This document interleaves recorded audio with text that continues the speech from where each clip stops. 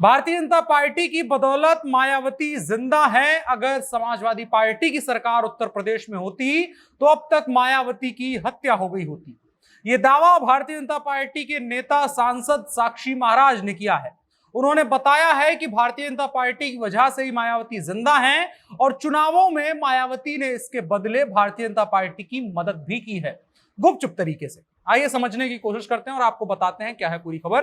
नमस्कार, मेरा नाम है अनुराग मिश्रा और आप देख रहे हैं जनता जंक्शन। तो ये कंट्रोवर्सी आगे बढ़ती ही जा रही है। पहले मायावती के लिए दावे किए जाते हैं कि उनको राष्ट्रपति बनाया जाएगा, उसके बाद मायावती सफाई देती हैं कि हम राष्ट्रपति नहीं बनेंगे, चाहे प्रधानमंत्री बन जाए या मुख्यमंत्री बन जाए, लेकिन राष्ट्रपति कभी नहीं बनेंगे। इसके बाद अखिलेश यादव का बयान आता है कि हम भी चाहते थे कि मायावती जी प्रधानमंत्री बने, अगर हमारे साथ रहती तो ये प्रधानमंत्री बन जाती। इसके बाद फिर मायावती का पलटवार होता है और कहती हैं कि हमको समाजवादी पार्टी का साथ नहीं चाहिए। 19 में गठबंधन करके देख लिया था कि 5 सांसद ही समाजवादी पार्टी जिता पाई थी। और उसके बाद जो अखिलेश यादव और समाजवादी पार्टी की तरफ से मायावती को ऑफर दिया गया, मायावती की तरफ से मना कर दिया गया, एक तरीके का विरोधाभास दिखा। उसके बाद अब भारतीय जनता पार्टी के नेता साक्षी महाराज ने तगड़ा बयान दिया है और तगड़ा दावा किया है।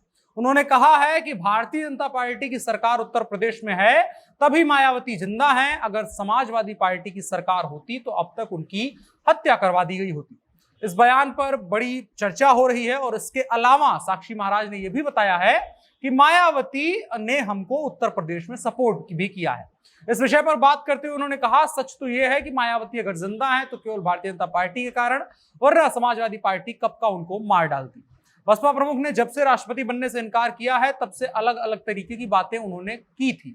इसके अलावा और साक्षी महाराज ने दावा यह किया है कि हम लोग मायावती का सहयोग करना चाहते हैं, सम्मान करना चाहते हैं। मायावती की मदद भाजपा ने की थी, मायावती ने भाजपा की मदद की थी। इस पर भी साक्षी महाराज ने कहा, इंसान को सपने भी अच्छे देखने चाहिए। उन्होंने बीते विधानसभा चुनाव में मायावती की ओर से भाजपा की खुलकर मदद करने की बात भी कही। साक्षी महाराज ने कहा कि 2022 के विधानसभा चुनाव में मायावती ने खुद कहा था कि हमारी लड़ाई सपा से है, भाजपा से नहीं। उन्होंने खुद कहा था कि जहां हम जीत नहीं रहे हैं वहां भाजपा को वोट देना चाहिए। अब साक्षी महाराज के इस बयान को कितना गंभीरता से लेना चाहिए, उसके लिए अगर आपको अंदाजा लगाना है तो अगर आप साक्षी महाराज के बोल चाल चलन से वाकिफ हैं तो बात अलग है।